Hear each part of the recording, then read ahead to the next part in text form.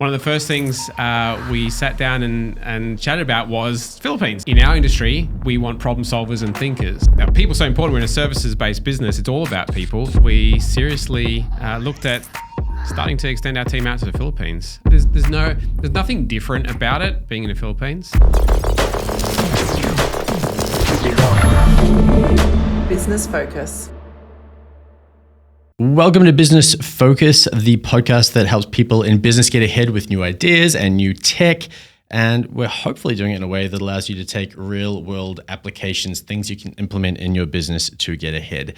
And this week, we're going to be talking about hiring offshore and specifically with reference to the Philippines, because that's where we've had experience at First Focus. And the person at First Focus who knows the most about it is Ross Sardi, our CEO. Hello, Ross. Hey. Good to be here. Thank you. Thank you for coming all the way from Sydney. All right, look, before we jump into talking about not just hiring in the Philippines, but also managing a team in the Philippines, all the different ways that can take shape, et cetera, let's just talk about you a little bit, how long you've been in this role, when you got involved in hiring in the Philippines, and why. Yeah, great. Well, I'm going to wind the clock back to 2016. That was the first time that we seriously looked at starting to extend our team out to the Philippines. I'd only just moved over from Perth to Sydney to take on a sort of more senior role at the time. Right. And one of the first things we sat down and chatted about was Philippines. And I jumped on a plane, had lined up a meeting with a bunch of organizations over there who hire staff for you to find out what it was all about. And I'd never been to the Philippines before. Like many people, I'd had both good and bad experiences with calling, a call center overseas or, this term offshoring. But I really didn't know what I was in for. But the companies I'd lined up to meet was some really big ones that do a lot of outsourcing, especially for large US companies, down to some much more smaller boutique operators.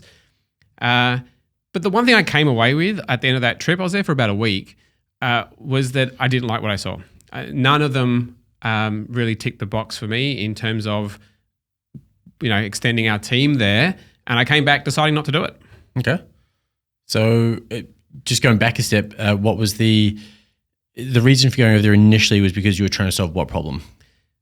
It was cost. That was kind of the first thing we were looking at. And it wasn't cost from a perspective of, hey, we need to make more profit. It was to try and solve the problem in managed services where the level of, compliance and security and risk mitigation and maintenance on systems, everything that was required to deliver great managed services was just adding and more to the cost. Right.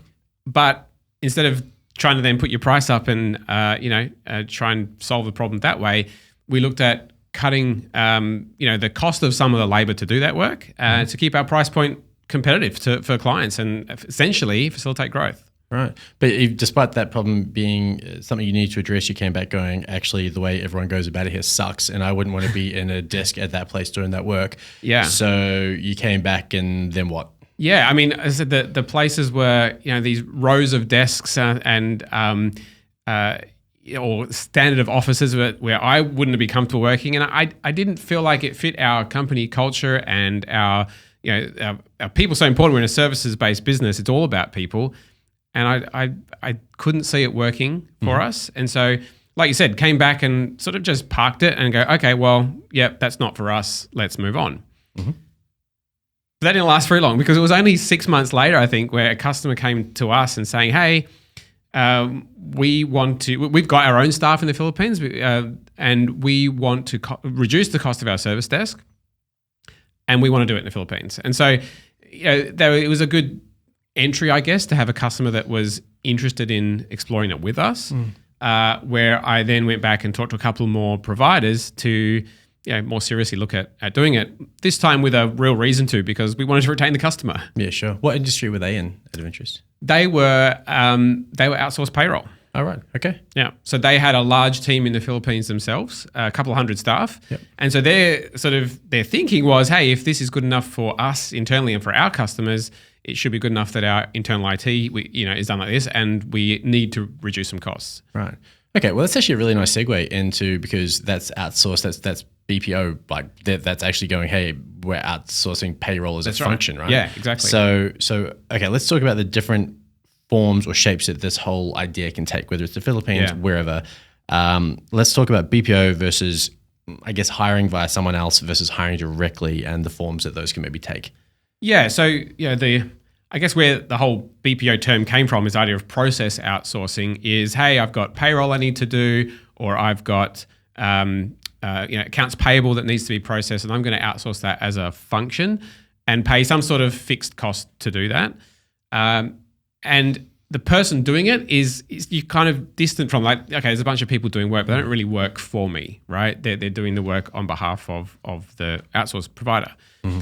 The next step, and it's where a lot of people, probably watching this are more interested in, is actually how do I hire my own person over there? Yep. And so even then you've got a couple of different flavors though, because the entry level is where you can pay a price per month for a virtual admin or a marketing person, whatever work it might be. But you get assigned a person they've already hired. You're paying a monthly rate that you can turn on and off at pretty short notice. And so there's a lot of flexibility, and that's a good way to maybe test it. But you're not choosing the person necessarily, or you might get some level of, hey, I don't like that person if you got someone else. But it's very different to making that person a part of your team. Yeah. Which is then the next stage. And to be honest, where we landed on day one, which is, okay, we want to use a provider in the Philippines, but what we want them to do is go out to market, hire a person based on our values and our culture and the behaviors we want and the skills we want. You hire the person for us, you bring us people to interview, and then... So you did the interviews at that point? We did the interviews. Yeah. That's the experience I've had too in my last role. That's right. So they'll shortlist, but you're essentially part of the interview process, and they get hired specifically for you, and they work just for you. Yep. Now this is where it starts to differ between providers, because some will still want to be very involved in the management of that person, even post that, want to be involved in their performance review and all that sort of process. Whereas, even from day one, we were very much, no, thanks guys. Thanks for the hiring. This. And yes, they're sitting at your desk, but they work for us, right? Like, not sure what value you can add. And so even from very early on, we hired 4 people initially to start up. But even then, I had this thought in the back of my mind, which was, I think we can do it better ourselves, and certainly better from our perspective of what good looks like, right? First focus culture and values and what our customers are looking for. So, there's not a one size fits all, but certainly from our perspective, we wanted to get to a point where, say, if this is successful, and here's a good way to test it, if it's successful, let's, have this plan to actually hire people ourselves at some point. Having no idea at that point what that even entailed, but that was the thought. Okay.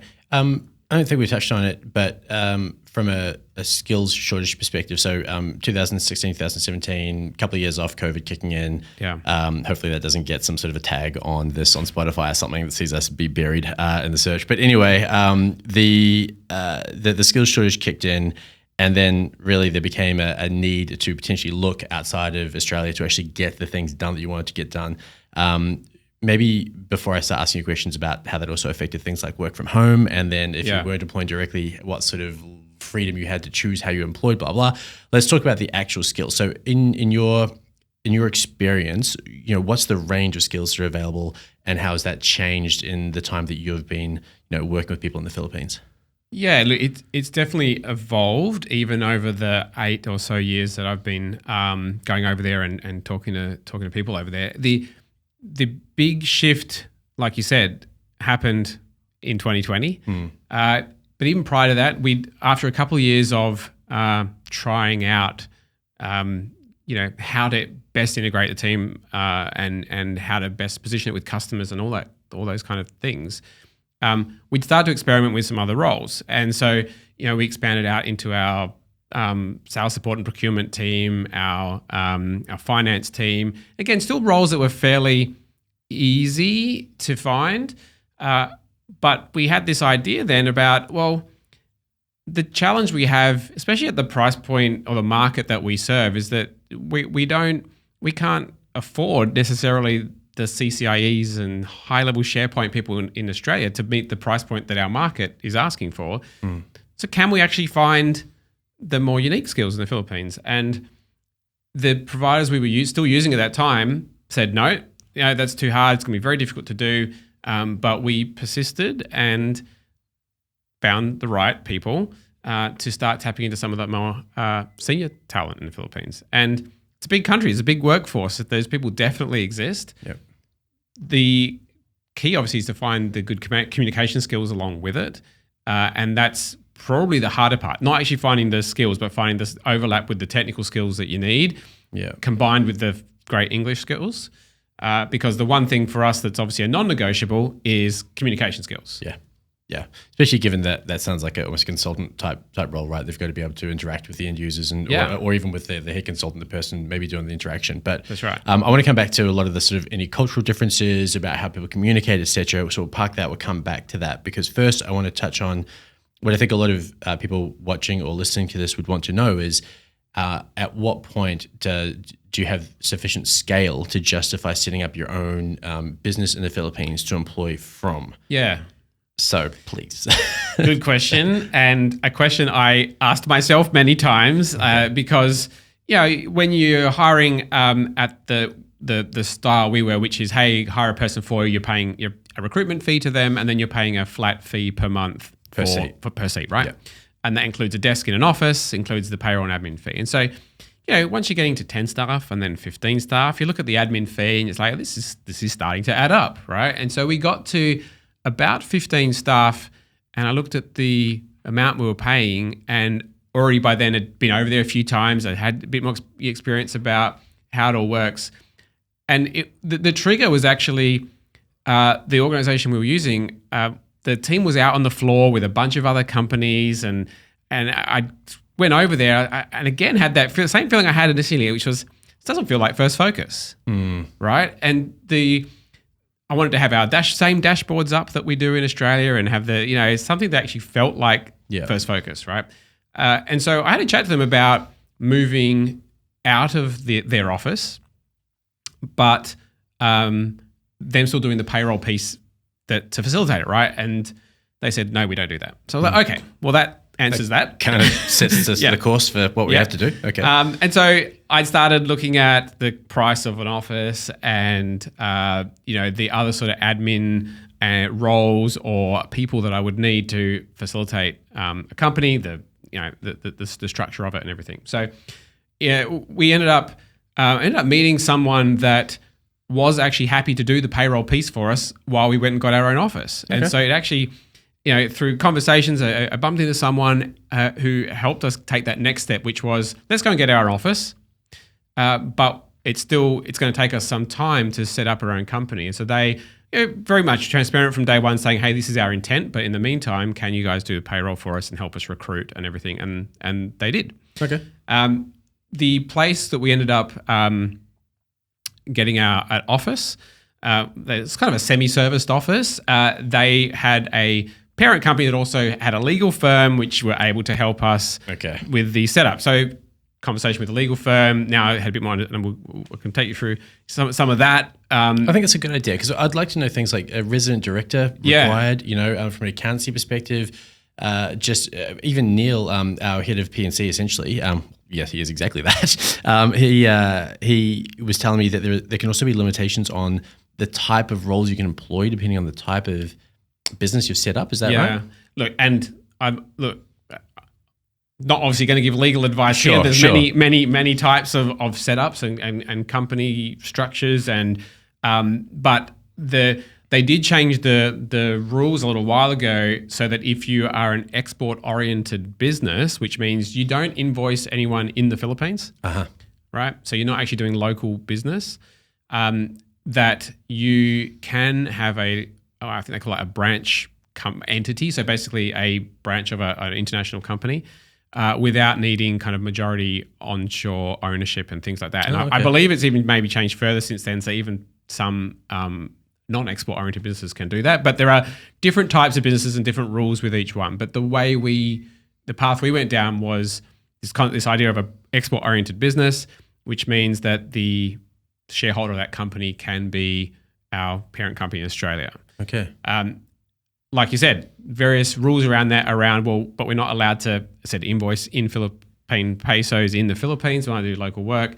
And you have to set up your company as a particular type of entity. And so for us, we were an IT services business, which doesn't allow you to do the BPO style stuff that we started talking about. That's a different company registration again, which we have since moved to as well, so to enable us to do more of that. But yes, there's a whole bunch of rules, regulations. You need permits from all sorts of places and councils and government departments that do not much, I'm sure. But But we're big fans. So no more questions. So there is an anti-red tape authority actually in the Philippines trying to cut some of that at the moment. I think they've recognized the amount of effort. They're trying to digitize stuff so you don't have to have people standing in queue to get the mayor's permit every year. So there is a lot of work going on over there to modernize that and streamline it. That's at a high level the I guess the structure we went down. Okay. And back to the initial question, which was at what point did it actually make sense? I kind of worked out that the cost of the office, we need a finance manager to manage the entity. We're going to need someone to do payroll. We're going to need a recruiter. It worked around 30 staff. It made sense. Oh, well, okay. And so we were said 15 when we moved out of the office into our own and kind of in that 50-50 state. Mm-hmm. But it was going to take 12 months to go through all the registration process. So I said, hey, let's kick this off.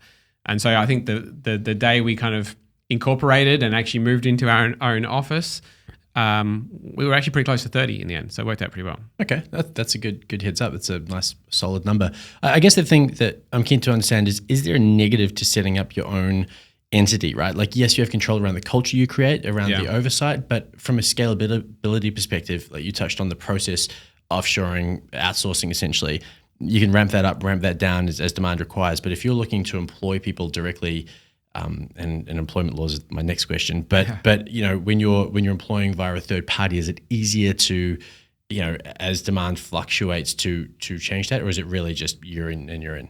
Yeah, look, it because of this, you go back to the different types of even accessing through an agency. If the ones that are hiring specifically on your behalf, they force you to incur all the bad stuff that comes along with that as well, right? So if you're going to decide you no longer want them anymore, well, they're going to pass on the redundancy cost to you anyway, right? Yeah. So, the step from that to actually doing it yourself, there's always going to be some more risks and some more, some more costs, at least some more variables, but you're in control of them now. So, things like private health, which we have as part of our package. Well, again, we're now not just saying someone else telling us what that package needs to look like. We get to decide that. We can make it better than market. We can, choose to extend it to more of their family. Like you're in more control. And for me, that far outweighs any sort of flexibility downside, right? The flexibility on the upside is great. So that's a great call though. So for people employing in the Australian market, what should they know about the difference in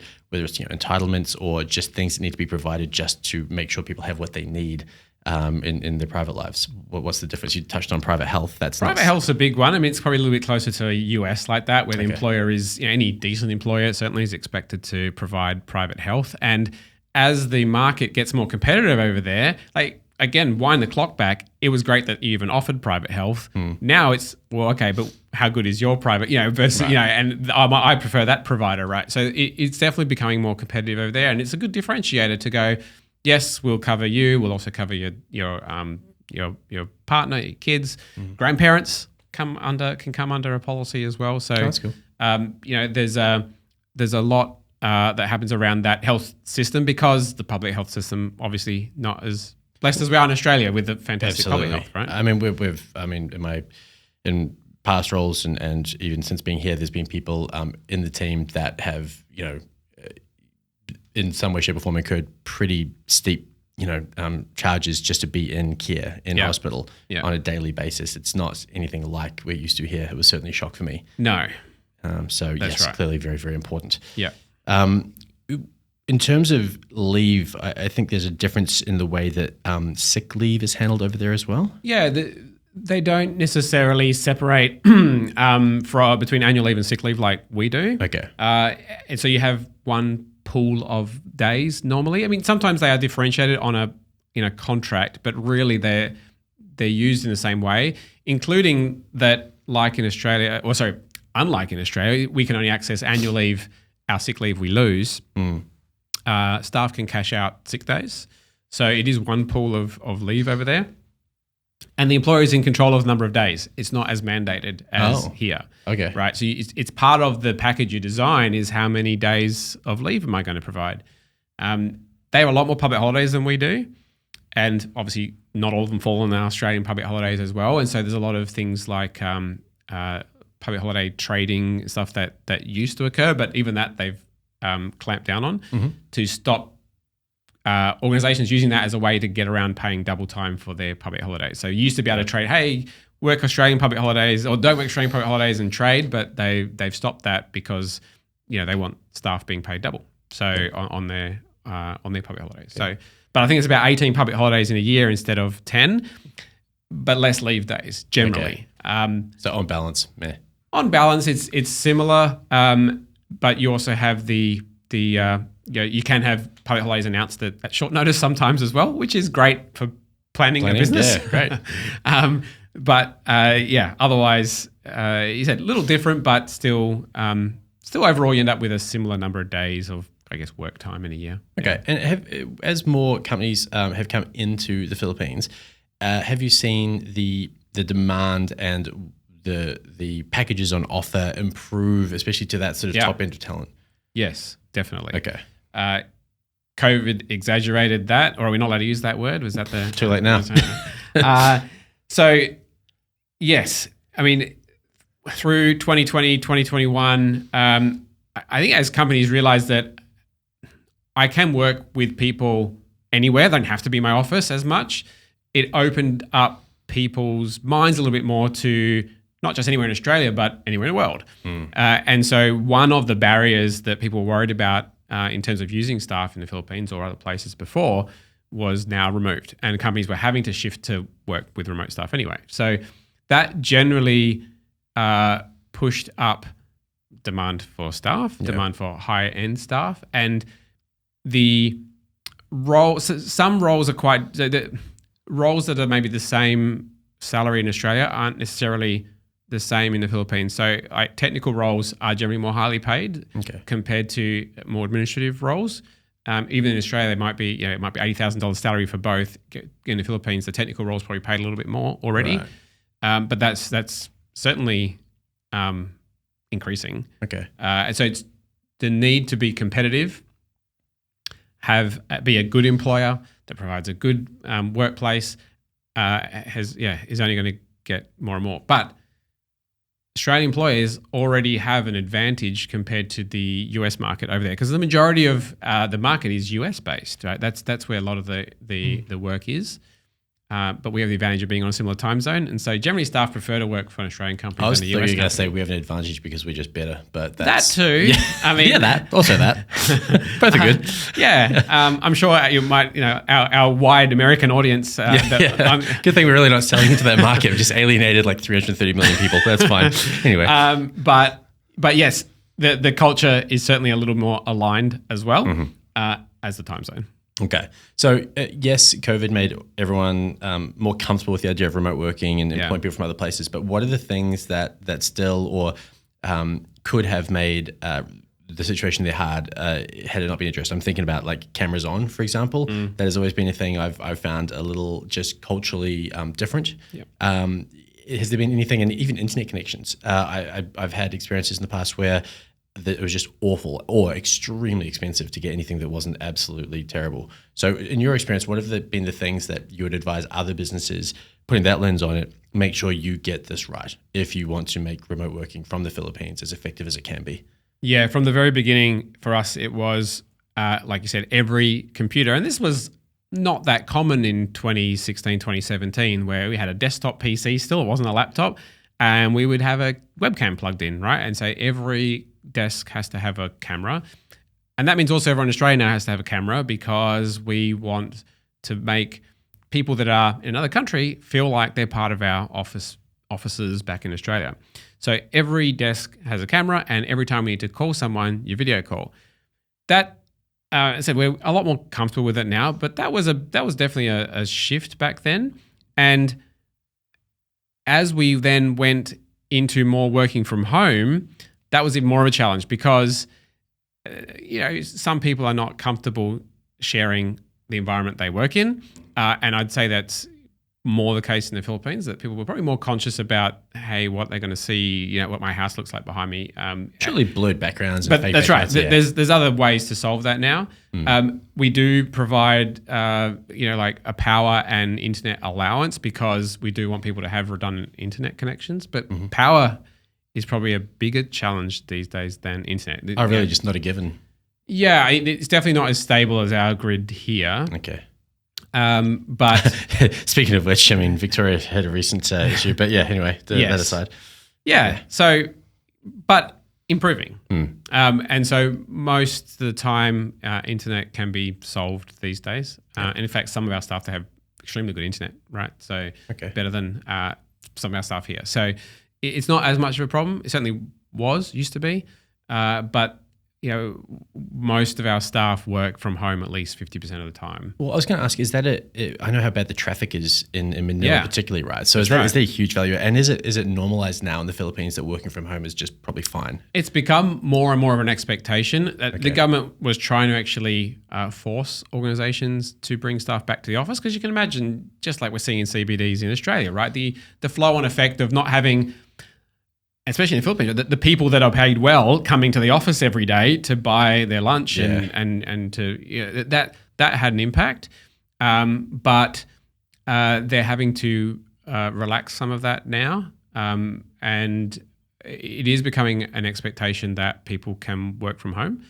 And a lot of staff even now having the flexibility to not have to move to one of the big cities, right? So we've got a lot of staff even in regional areas now.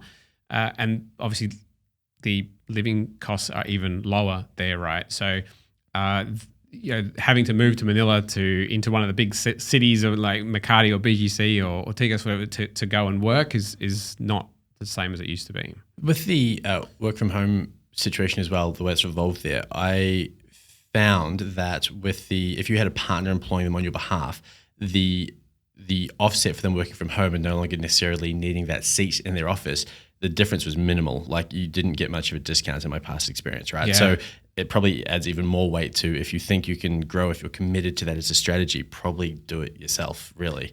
Yeah. You'll realize those savings far more effectively. Yeah, because the largest cost is rent, and now that's not as important anymore. Or you don't need to have a desk for everybody anymore, for sure. Okay, let's talk about oversight or management, or just looking after your people. We've got a great manager in the Philippines that looks after that for us. But has that evolved in the way that you've approached that? Have you seen, like, how would you encourage other people to make sure they're going about the oversight part the right way?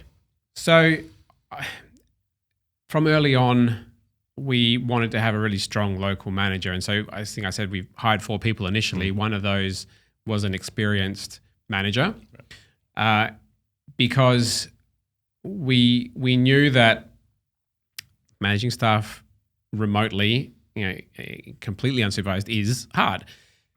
So we were quite fortunate to find a really great local manager at the time, and she was specifically a technical support manager, so on the IT side. But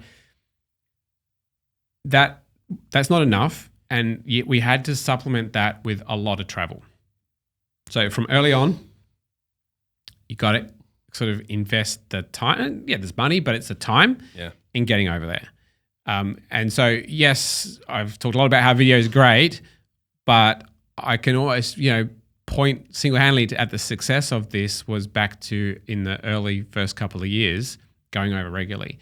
And even now, sending managers over on a regular basis, right? Because even one visit there, to spend a week in that office, to spend a week on the streets going, the same journey that the staff would, going to the same shop, it just provides more awareness around the cultural differences that do exist, the challenges that they have versus what we have, and creates a bond that it carries on. I mean, one visit is a lot, but certainly in the early days it was a lot of visits.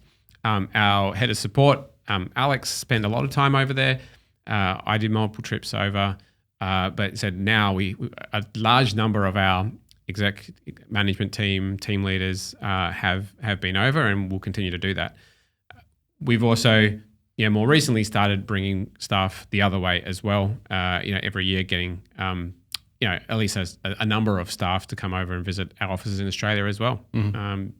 That cultural immersion both ways is really, really important. Well, the culture bit was the next cab off the rank, so thank you for leading nicely into that. So obviously that touches on how you have aligned the cultures to a certain extent. Anything else that you've had to overcome from a cultural perspective to make sure you're aligned across what for you now is 3 countries, New Zealand included?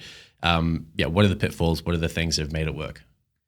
The key, it's hard to integrate cultures if you haven't articulated your own very, very clearly. That's important. As well. Yeah. What is it? What is the thing we want you to align with? Yeah. Yeah. And so, and I don't mean, hey, honesty, integrity, respect, everyone has those values, right? And I think this is about getting a little bit deeper into behavioral values that you actually want people to live. And so, because one of the biggest differences we found is the desire for people to speak up to the front of their manager is probably one of the biggest barriers to overcome. There is definitely an inherent cultural inclination to want to please, especially the evil overlords from overseas, and we want to break that, because that's again coming back, that's not the workplace that I want. It's not the workplace that we want to create. But there is a perception of that that my job is to say yes and just kind of go along with things, right? And so we've put a lot of intentional effort into getting people to be able to speak up and wanting to speak up and question things. And because that would stifle innovation too, right? Or even just, I can see this could be done a better way, but do I feel comfortable doing that? Oh, no, that's right. Yeah. Okay, so how do you overcome that? How do you convince a remote team that actually it's exactly what we want you to do? We want you to speak up. We want you to question things if you're coming at it from the right angle. Yeah, I mean, clearly articulating it from the start. He said for us, it is part of our values. It's woven into a bunch of them. It's positively reinforcing that behavior. And it's creating safe scenarios to sort of do it, because the hardest part is doing it the first couple of times, right? Yeah. The travel over there to create a better bond, and yes, we're in the office, but hey, let's all go out and have a drink, have some food. It's because that social context. I mean, creates far better relationships than over a camera, right? Yeah. So people are much more comfortable speaking up to someone they're comfortable with. So that a lot of that sort of ties back into the same things. But it is something you've got to be very, very aware of. And I remember one of the first things, that first trip I made, one of the companies, the owner of that company actually said to me, when you're asking a question, don't ask a question that you can get an answer of yes or no, because the default will be yes, especially when they don't know you that well. And so, even it sort of forces you to get more involved in work, and that instead of just saying, "Have you done that?" Yes, actually getting so, can you show me what you've done? As you get people to take you through, and because you're creating conversation, and then through conversation, you're building a bond anyway, right? So there are some little nuances to language that can help, but overall, it won't happen without deliberately talking about it and making sure that everyone knows that that's part of the culture of your workforce. Unless you don't want it to be, I guess. Maybe there are some organizations that outsource to the Philippines that do want perfect process followers, right? And so that's probably one of the frustrations we've had when we call that call center and they won't deviate from the But that's what's actually ingrained, that's actually good, right? And so in our industry, we want problem solvers and thinkers. Right, we don't just want process flow followers, because it can be extremely frustrating if you're the end user on that call, and you, especially if you're quite literate yourself in terms of your IT knowledge, to be told to reset a router, that kind of thing. So before I let you go, probably the other last question. I'm not sure how relevant this is, but as your team expands, probably in any company, whether it's onshore or offshore, there's probably security and compliance considerations, right? So just are there any particular pointers there, anything you've had to be very intentional about to ensure that we were consistent across the company in terms of how we were ISO compliant or process compliant? The number one, I guess, barrier that comes up from clients that are considering our services in the Philippines or doing it themselves is they're worried about exactly that. But my client or someone says we can't do anything offshore.